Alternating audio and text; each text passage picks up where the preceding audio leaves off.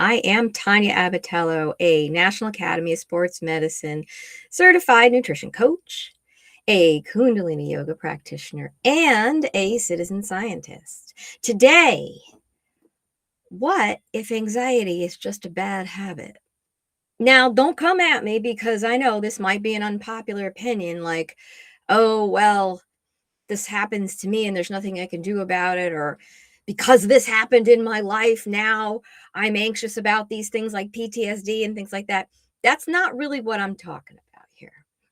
What I'm talking about, and oh, mindfulness, that's all it takes. No, give me a minute and let me explain. This is based off of my own experience as a very anxious person myself.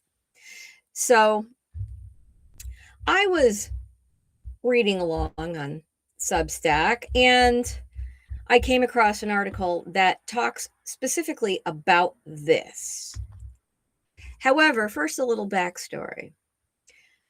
When I was a teenager, and I was just starting to get my menstrual cycle, and some crazy things were happening to me, and I didn't understand what was going on, my mother did me a gigantic favor. She would go on this little calendar she had in the inside of one of the cabinet doors, and she'd write down when my period was. She was tracking me, my sister, and herself, which I thought was groundbreaking. Now that I look back at it, like, way to go, Mom.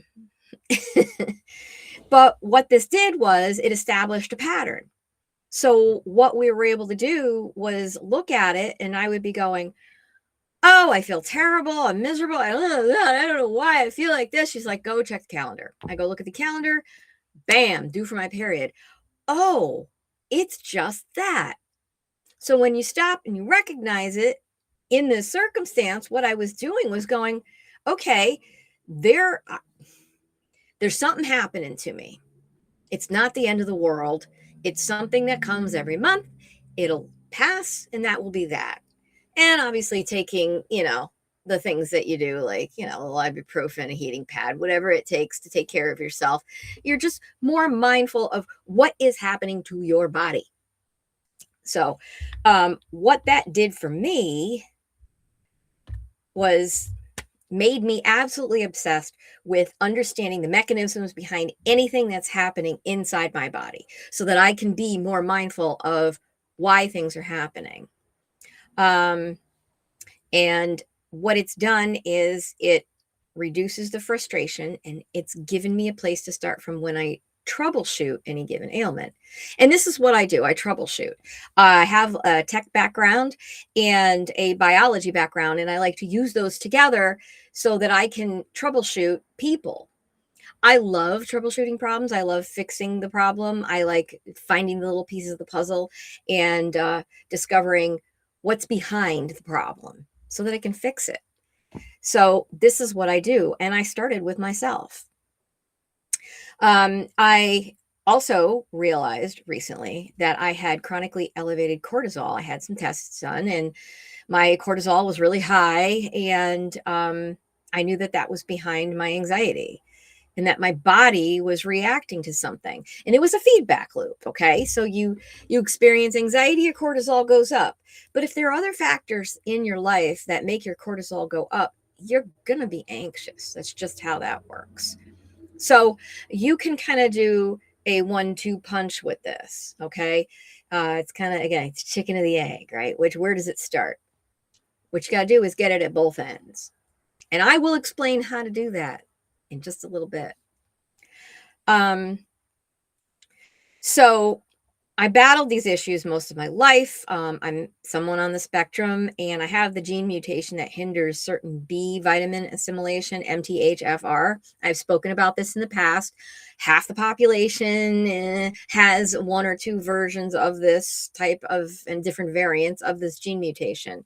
I also have the COMT mutation, for anybody out there that knows what I'm talking about, which does mess with my cortisol levels. I've got double positive on that one, which it's kind of hardcore. If you understand these combinations of genes, you'll know what it's like to be me. But I got to the point where getting stressed to the point of meltdown is no longer an option, and I was done with it.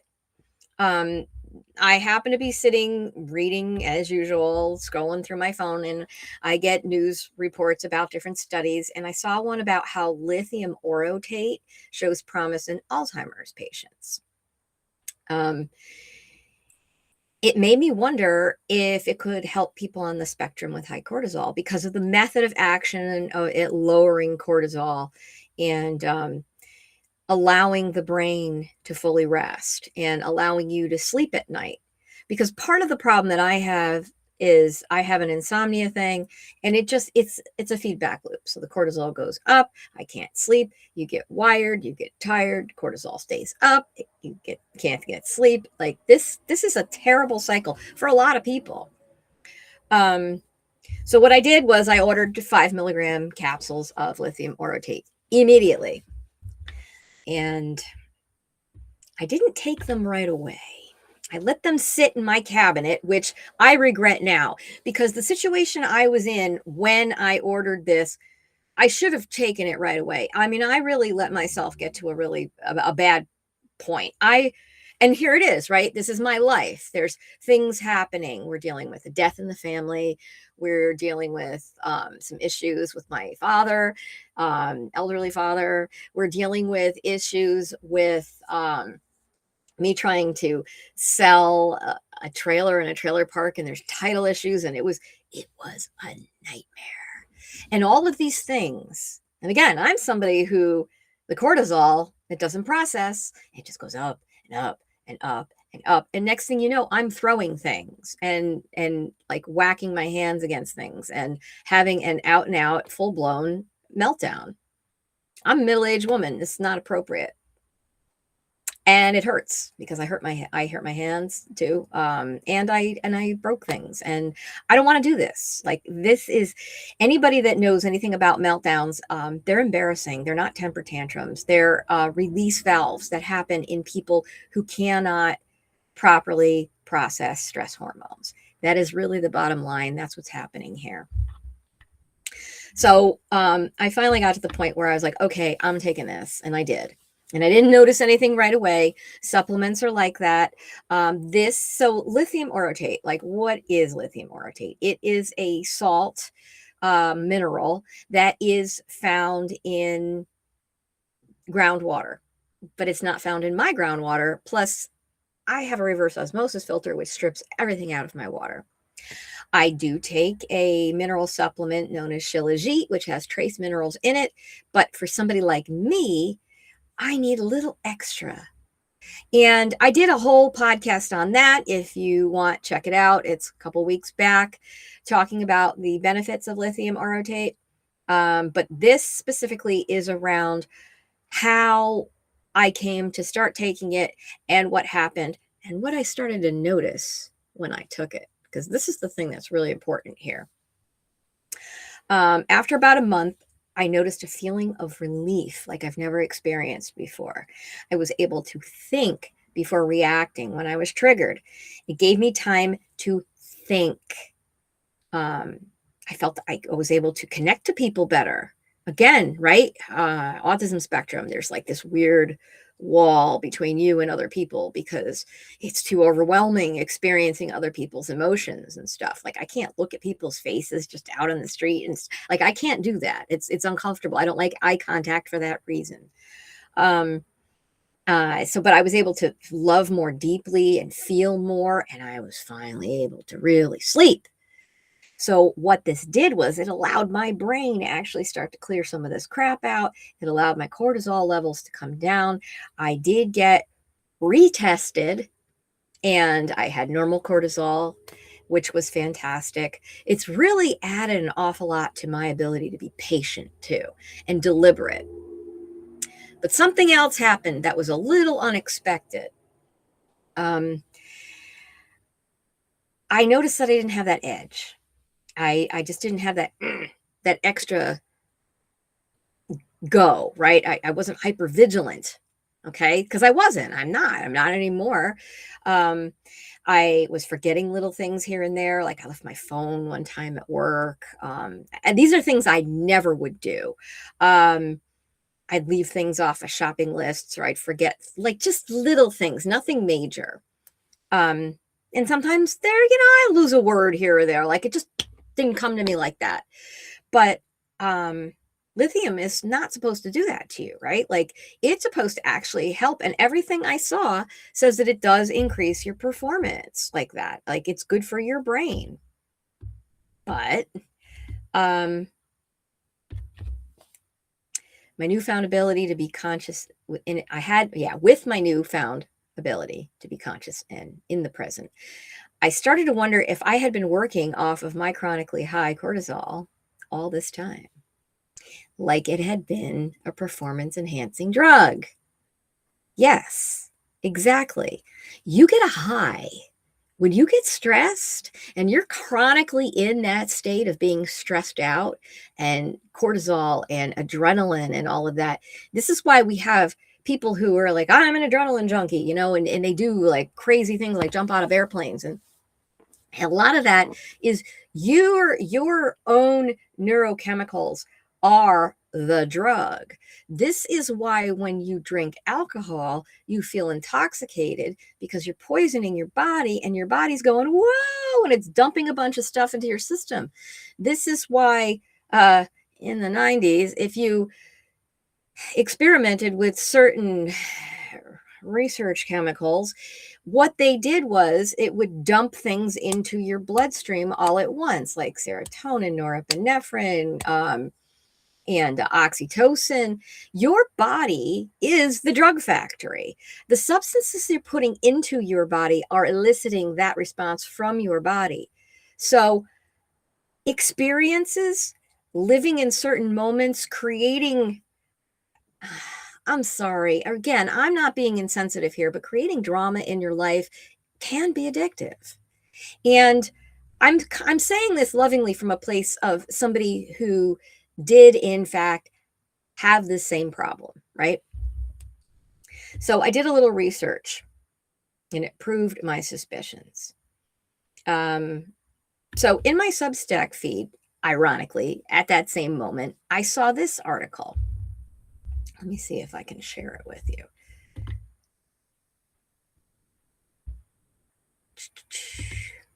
you.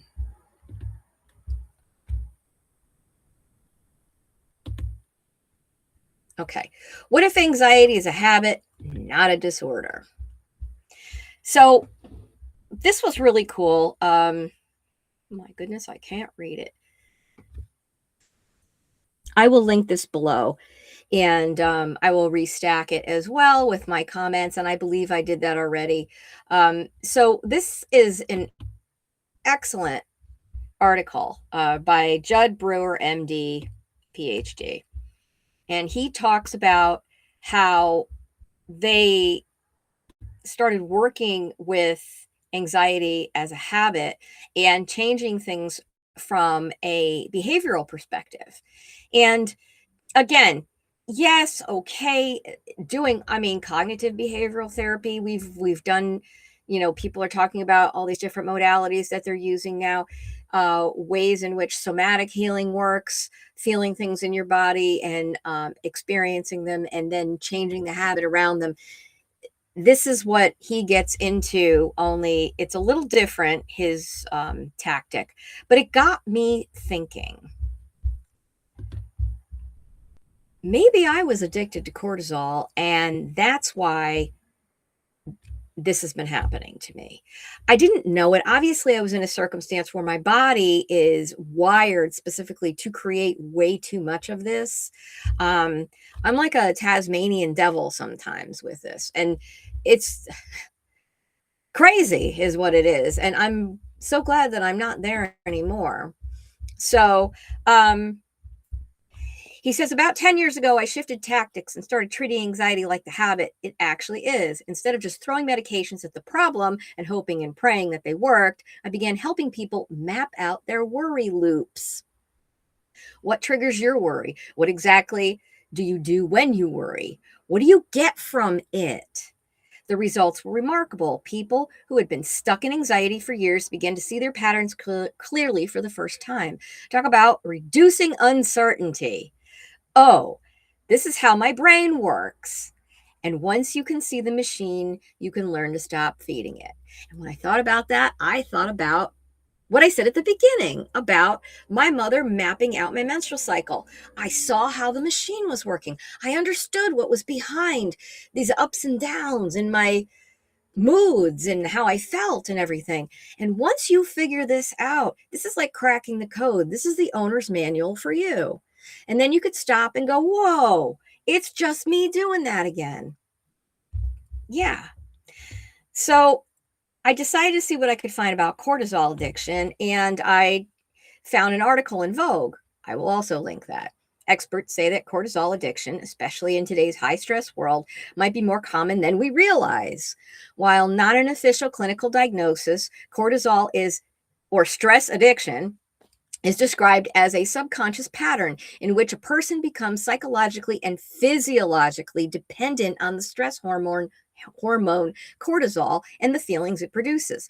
Now, the physiological dependency is what I'm experiencing. I'm experiencing withdrawal from cortisol, which is got a little brain fog. I'm a little slower than I was, and that's fine with me. It's not debilitating. It's just a new normal that I have to get used to because I don't have that performance enhancing drug hitting me constantly. And this was great and all, but it wasn't a study, and I needed to look deeper, so I found this. It's an article about cortisol secretion, and this is what it says: altered functioning of the hypothalamic pituitary adrenal cortical HPA axis. That's a lot of words. HPA axis may hold clues to the nature of the motivational changes accompanying addiction and vulnerability to addiction.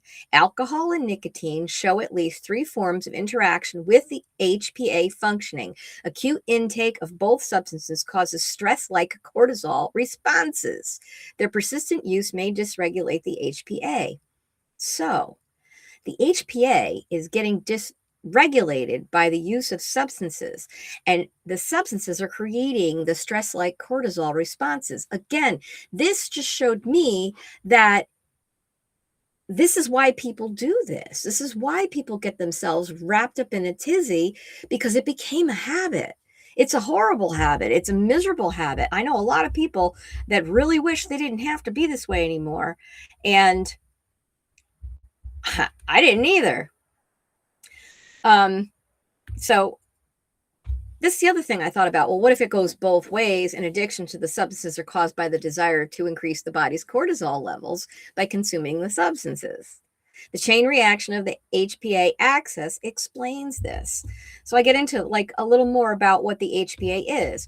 The hypothalamic pituitary adrenal axis is your body's main way of responding to stress. It consists of 3 organs that each release hormones to eventually raise cortisol levels in the body. So, what can you do about it? It is certainly helpful to be mindful of your own doom loop and your internal reward system's role in it. There's also some evidence that many of us are actually lithium deficient. So there's a biological background here. It's not just situational. There's currently no agreement on level, but understanding its role in cortisol management has researchers working towards establishing its place as an essential mineral. So here I found the introduction of low-dose lithium in an addiction treatment setting where trauma, untreated ADHD, and medical conditions are common was useful in helping patients achieve and maintain progress in their lives. If further randomized studies confirm what we've seen, the implications could be paradigm shifting. And that's what I'm bringing to you. So do you want to try Lithium Orotate for yourself? Check out my stress and sleep protocol. Get 15% off. And you'll find the Lithium Orotate in there. I have a couple of other things in there that have helped me to reduce my cortisol. But right now we're specifically talking about the lithium. And it's not a drug. It is a mineral. It is a supplement form of it. It's not the same form that people take who are bipolar.